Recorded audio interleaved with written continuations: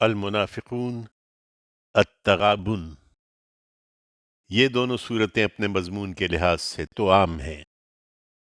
پہلی سورہ میں اہل ایمان کو منافقین سے جو اب سرکش ہو رہے تھے، اور دوسری میں اپنے اہل و عیال سے جو راہ حق میں مزاحم ہو سکتے تھے بچ کر رہنے کی تلقین کی گئی ہے۔ پھر دونوں میں نصیحت کی گئی ہے کہ لوگ آخرت ہی کو اصل حقیقت سمجھ کر اللہ کی راہ میں انفاق کریں اور اللہ و رسول کی رضا جوئی کے راستے میں ہر قربانی کے لیے تیار رہیں۔ دونوں میں خطاب اصلاً مسلمانوں سے ہے، اور ان کے مضمون سے واضح ہے کہ مدینہ طیبہ میں یہ رسول اللہ صلی اللہ علیہ وسلم کی دعوت کے مرحلہ تزکیہ و تطہیر میں نازل ہوئی ہیں۔ پہلی سورہ المنافقون کا موضوع مسلمانوں کو یہ بتانا ہے کہ منافقین بالکل جھوٹے ہیں، وہ ان کی باتوں اور بات بات پر قسمیں کھانے سے متاثر نہ ہوں، اس لیے کہ وہ انہیں انفاق سے روکنا اور اس طرح اللہ رسول سے برگشتہ کر دینا چاہتے ہیں۔ دوسری سورہ التغابن کا موضوع انہیں یہ بتانا ہے کہ تمہارے دشمن تمہارے گھر میں بھی ہو سکتے ہیں، اس لیے متنبہ رہو کہ اصلی چیز یہ بیوی بچے اور اہل و عیال نہیں ہیں۔ دنیا کی مصیبتوں سے ڈرا کر یہ آخرت کے بارے میں تمہیں شبہات میں مبتلا کر رہے ہیں، درحال حال کہ اصلی چیز آخرت ہے۔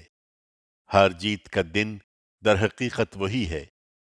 اس میں کامیابی چاہتے ہو تو اللہ رسول کی رضا طلبی کے راستے میں ایثار و قربانی کے لیے تیار رہو، اور اس معاملے میں کسی ملامت کرنے والے کی ملامت اور کسی ناصح کی نصیحت کی پرواہ نہ کرو۔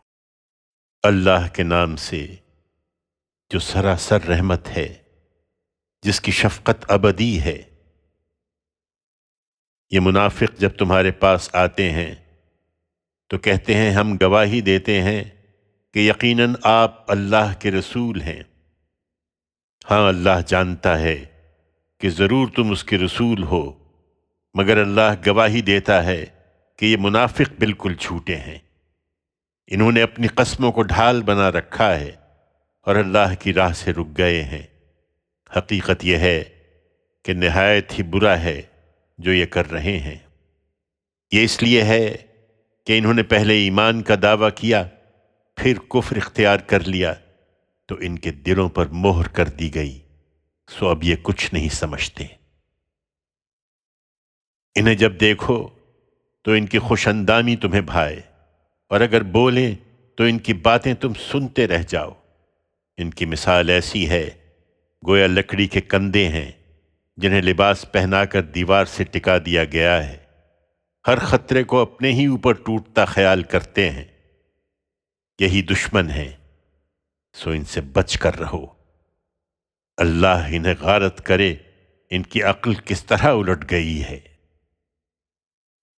ایسے بدقسمت ہیں کہ جب ان سے کہا جاتا ہے کہ آؤ اللہ کا رسول تمہارے لیے مغفرت کی دعا کرے تو سر مٹکاتے ہیں، اور تم ان کو دیکھتے ہو کہ بڑے غرور کے ساتھ اعراض کر لیتے ہیں۔ تم ان کی مغفرت چاہو یا نہ چاہو، ان کے لیے یکساں ہے۔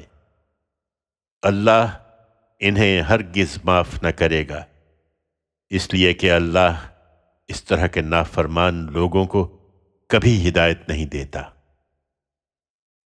یہی ہیں جو کہتے ہیں کہ ان لوگوں پر کچھ خرچ نہ کرو جو رسول اللہ کے پاس آ جمع ہوئے ہیں، تاکہ وہ منتشر ہو جائیں، اور حقیقت یہ ہے کہ زمین اور آسمانوں کے خزانے اللہ ہی کے ہیں، مگر یہ منافق سمجھتے نہیں ہیں۔ کہتے ہیں کہ ہم مدینہ واپس پہنچ گئے تو زور والے ان بے حیثیت لوگوں کو وہاں سے نکال باہر کریں گے، درحال کہ زور و غلبہ تو حقیقت میں اللہ اور اس کے رسول اور ان کے ماننے والوں کے لیے ہے، مگر یہ منافق جانتے نہیں ہیں۔ ایمان والو، تمہارے مال اور تمہاری اولادیں تمہیں بھی ان منافقوں کی طرح اللہ کی یاد سے غافل نہ کر دیں، اور یاد رکھو کہ جو ایسا کریں گے وہی خسارے میں پڑنے والے ہوں گے۔ ہم نے جو کچھ تمہیں عطا فرمایا ہے اس میں سے اللہ کی راہ میں خرچ کرو، اس سے پہلے کہ تم میں سے کسی کی موت کا وقت آ جائے۔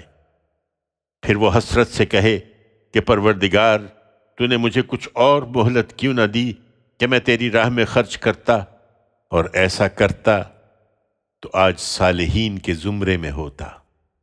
درحال کہ جب کسی کا وقت آ پہنچے گا تو اللہ ہرگز اس کو ڈھیل نہ دے گا، اور جو کچھ تم کرتے ہو اللہ اس سے خوب واقف ہے۔